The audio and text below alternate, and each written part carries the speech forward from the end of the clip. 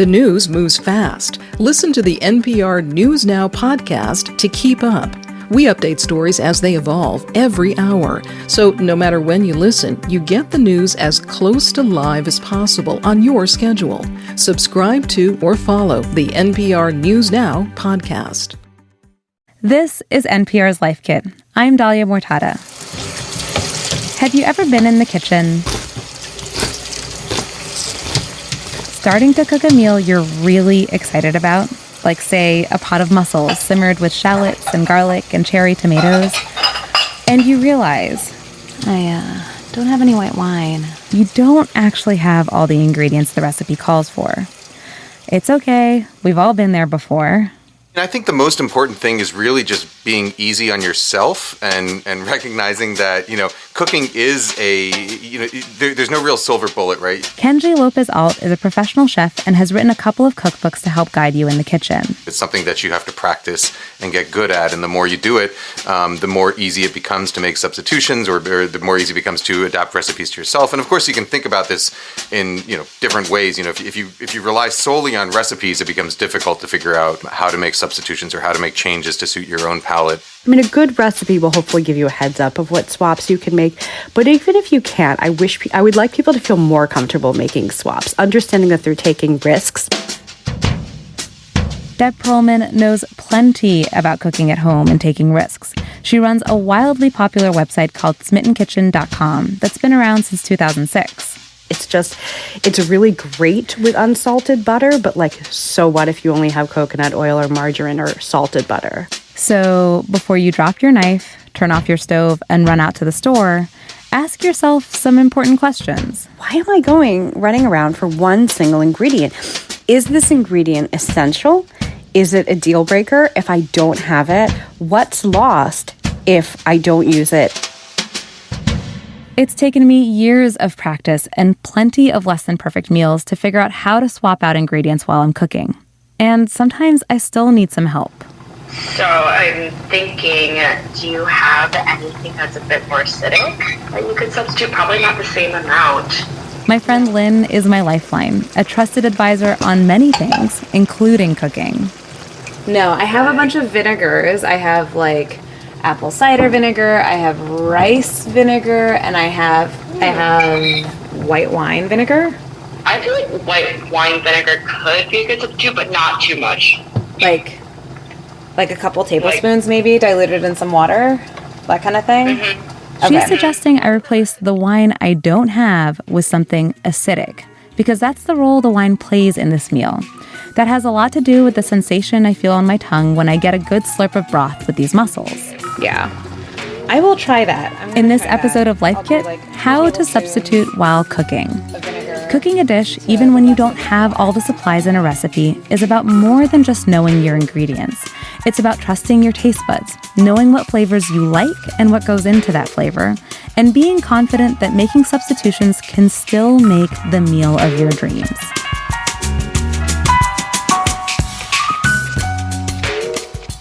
All right, can I show you my mussels? Yes. Okay, are you ready? They all look really good. Let's try it. Oh, that's good. Yep. We nailed it.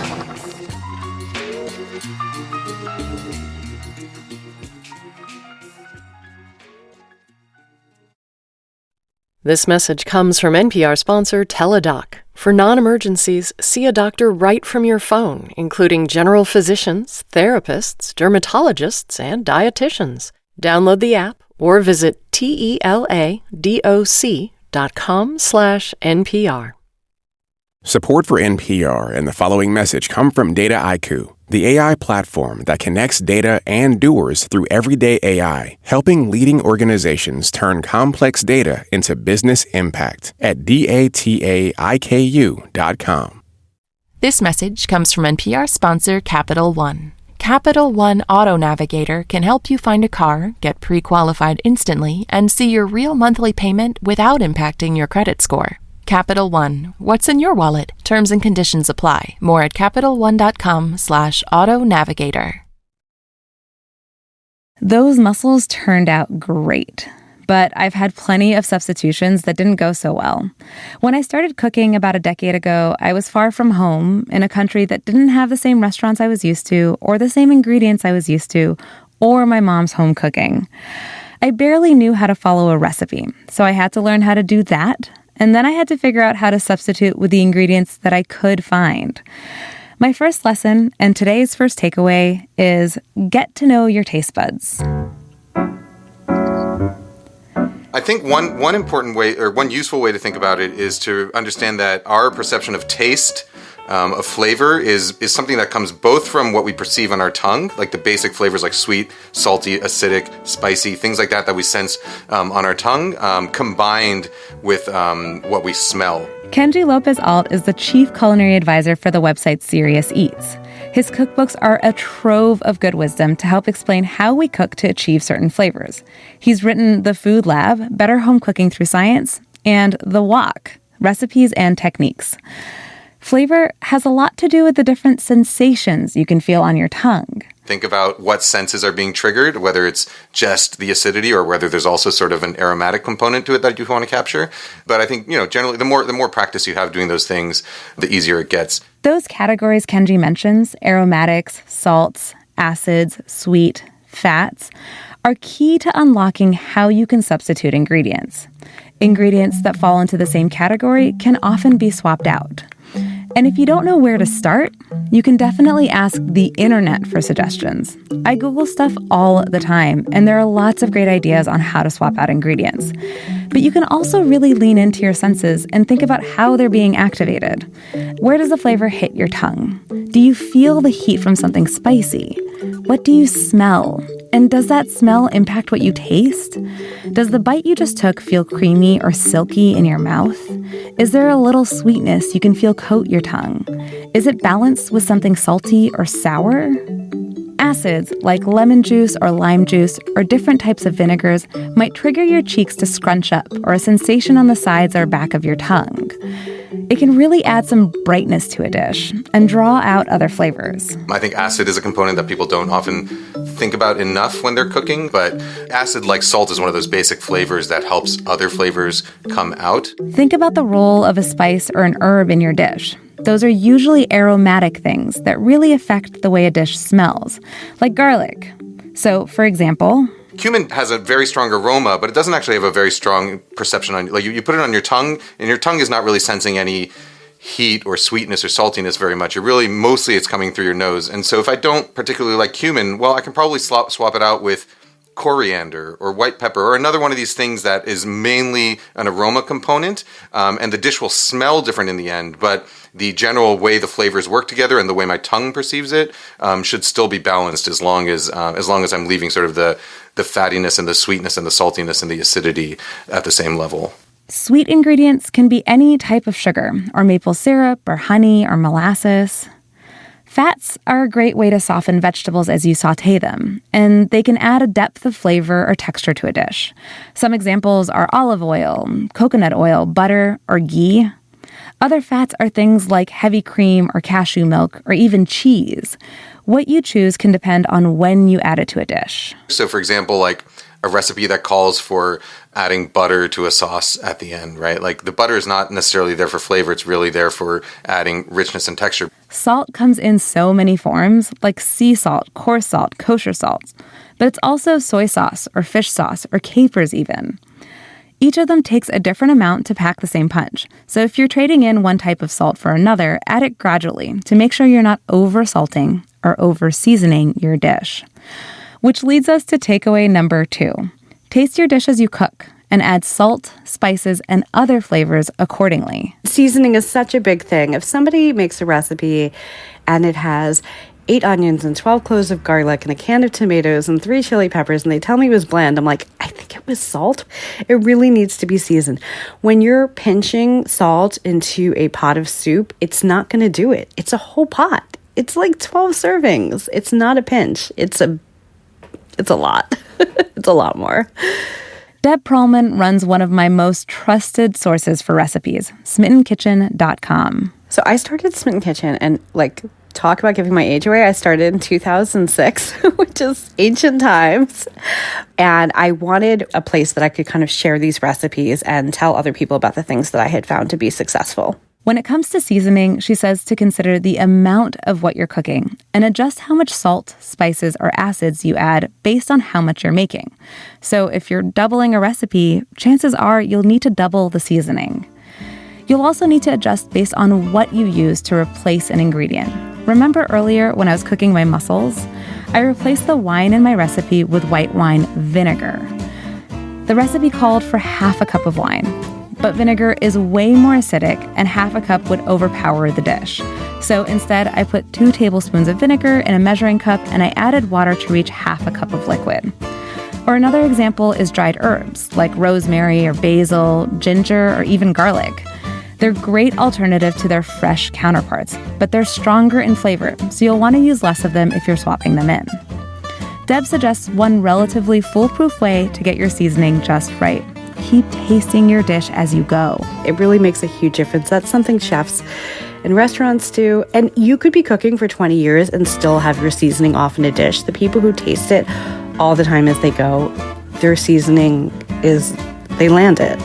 With each taste, you can ask yourself, what's missing from this balance? Are the flavors kind of weak? Does it need something bright or sour or sharp? Or a little more weight, something to make it more rich or creamy? That way, you can make sure the dish tastes right to you. For me, that almost always means adding a lot more garlic than a recipe calls for. And when in doubt, start with less seasoning and adjust according to what you taste once your dish is almost done cooking. With most flavors, it's very easy to add things, but difficult to take them away. So as you're tasting, you want your dishes to generally be a little bit under-seasoned through the cooking process so that you can adjust the seasoning at the end. Seasoning and flavor aren't the only components that go into what you taste in a dish, which brings us to takeaway number 3. If you really focus on technique and noticing all right, I'm searing meat in this recipe, I'm also searing meat in this recipe, what function does that searing do, and how is it similar in these 2 recipes, and how is it different? How you cook your food is just as important to how it tastes as what you put in it. If you start really sort of thinking about it that way, then you realize that cooking is not just a series of recipes, but it's a series of techniques that you can adapt to your own taste. Sometimes searing or browning before you start adding other ingredients can add a more robust flavor to a dish. If you simmer a bunch of ingredients in liquid over the course of an hour, that'll let flavors mingle and develop more deeply than if they were just warmed together in 15 minutes. Slowly sautéing vegetables, like onions, can help them caramelize, making them sweet and jammy. But if you quickly pan fry them or roast them on high heat, they can become crispy.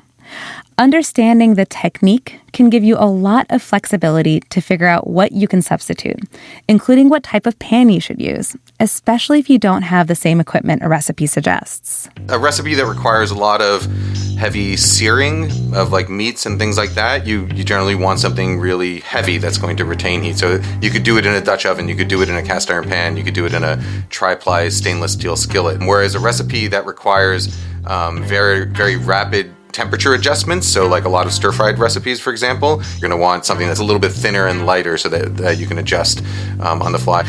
If a recipe calls for putting something in the oven, you want something that's going to be oven safe. Technique can also help you figure out how to swap out more main ingredients, like a cut of meat. What I tend to think about when I'm selecting a cut of meat for cooking is not necessarily the specific cut, but whether that cut is going to be quick cooked or slow cooked. If you're slow cooking something, it usually means you'll have it running on lower heat over a few hours, or even longer. A fatty cut of meat will have a chance to slowly break down. The fat will melt over time, and you'll get lots of richness without running into chewy pieces. Those cuts can be something like a chuck roast, or a pork shoulder, or a leg of lamb. If you're looking to grill or sear a cut of meat, like if you're making a steak or chicken breast or burgers, that's quick cooking. So, in general, most quick cooking cuts can be substituted for each other, and most slow cooking cuts can be substituted for each other. If you're not sure what cut of meat is slow or quick cooking, the person behind the meat counter can definitely help you.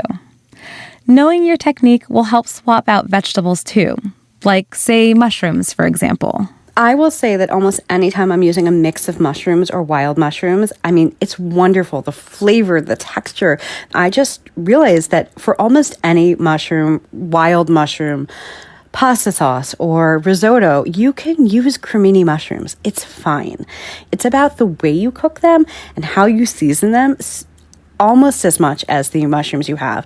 And I think it's really important that people know that, because the amount of steps, the amount of miles, and the amount of expense that goes into getting that one ingredient may not have changed the recipe fundamentally for the person who made it at home. That brings us to takeaway number 4. Ultimately, a recipe is there as a guide. It's not the law. You know, recipes are just constructs. We just write this stuff down because we want it to be the best case scenario for you. And so when I say use morel mushrooms or chanterelles or something like that, it's because I had a really good experience with it and they're really good.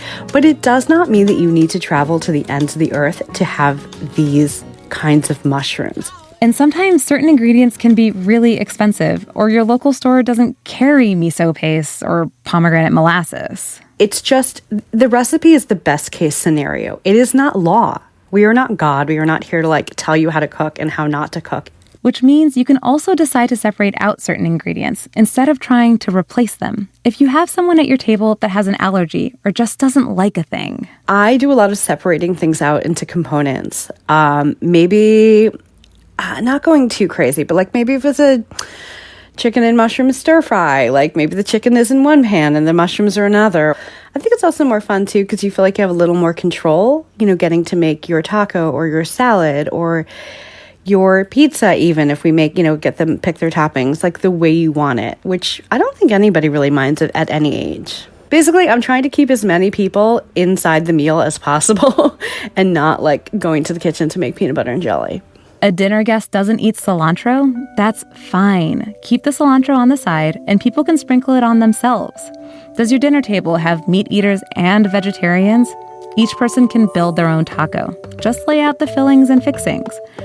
What really matters is that you're making food you are excited about. So go ahead and replace whatever works for you. You should make food the way you want it. That's all that matters. It may not be that recipe anymore. We are not cooking for the approval of a magazine. We're cooking for ourselves. It should work for you. But I think it really, honestly, all starts with just being kind to yourself and understanding that if you mess something up, it's not really that big a deal. It's really hard to mess up food to the point where it's just inedible, right? And you have 3 chances every day to retry. So if you overcook the chicken, okay, you have slightly dry chicken today. You'll do it better the next time.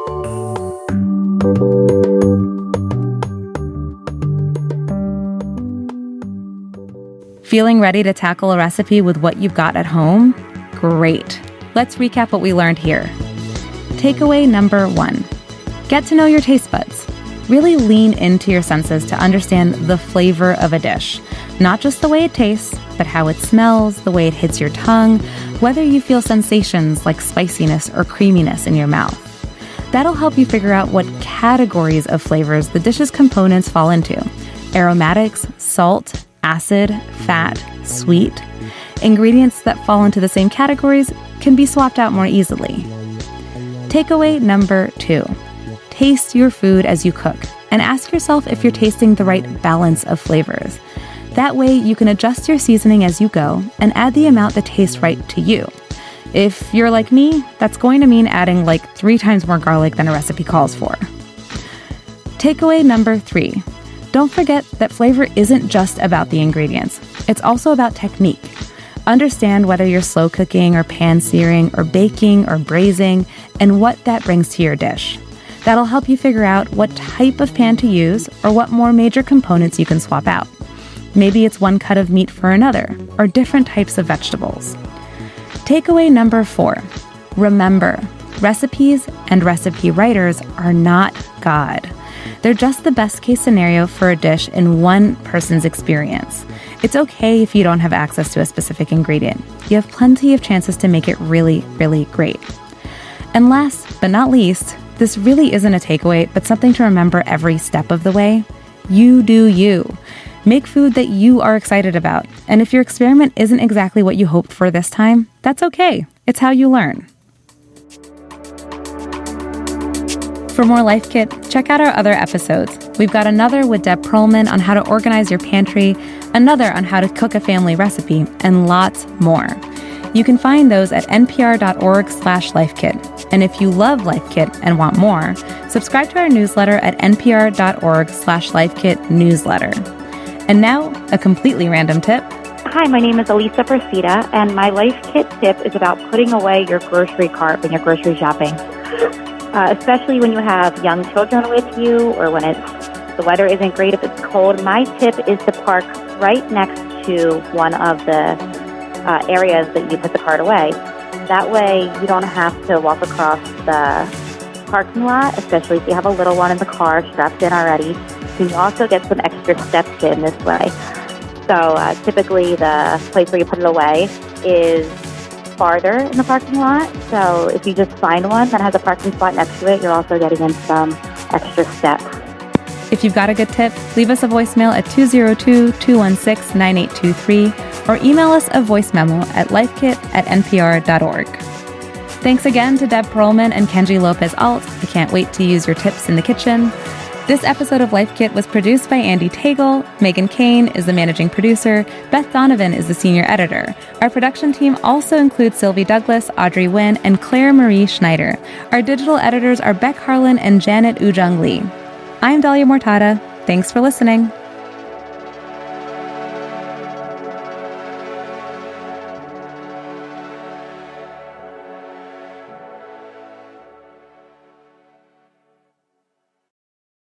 NPR's State of Ukraine podcast brings you updates on the Russian invasion multiple times a day. We explore the conflict's past, present, and possible outcomes so you can know what each new development means for Ukraine and for the world. Listen to State of Ukraine from NPR. Support for NPR and the following message come from Wise, the smart way to move money internationally. Over 10 million people trust Wise when they send, spend, and receive money across borders. Wise always gives you the real exchange rate. Try it for free at wise.com/NPR. Support for NPR and the following message come from the estate of Joan B. Kroc, whose bequest serves as an enduring investment in the future of public radio and seeks to help NPR be the model for high-quality journalism in the 21st century.